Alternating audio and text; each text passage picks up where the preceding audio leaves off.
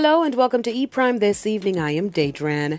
Minister of Culture and Entertainment Olivia Grange has revealed that more than 800 applications have been received for the government's $90 million support package. According to Minister Grange, more than 103 grants have already been fulfilled and over $16 million have been disbursed to members of the entertainment and creative industries. The ministry is currently working on the approval of other applicants in a timely manner. The relief package was announced in December in support of members of the entertainment, culture and creative industries who will be receiving a sum of $60,000 each.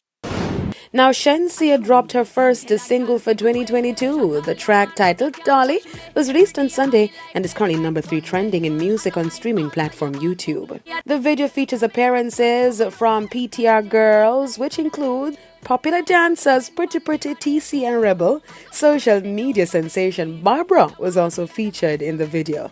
Dolly has over 500,000 views since being released and is, of course, creating waves on the scene. Now, on the international scene, a 4-hour-long documentary of pop star Janet Jackson is set to premiere this month.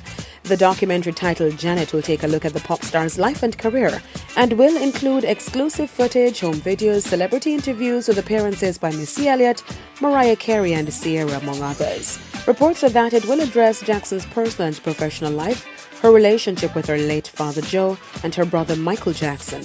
Janet will also zoom in on the infamous 2004 Super Bowl performance with Justin Timberlake. The documentary will be released on January 28. Canadian singer The Weeknd has announced his long-awaited new album dubbed Dawn FM. The album boasts collaborations with Tyler the Creator, Quincy Jones, Lil Wayne and Jim Carrey. The Weeknd shared the album cover and trailer with his fans, who are excitingly awaiting the release. Daedran Gordon reporting for E-Prime.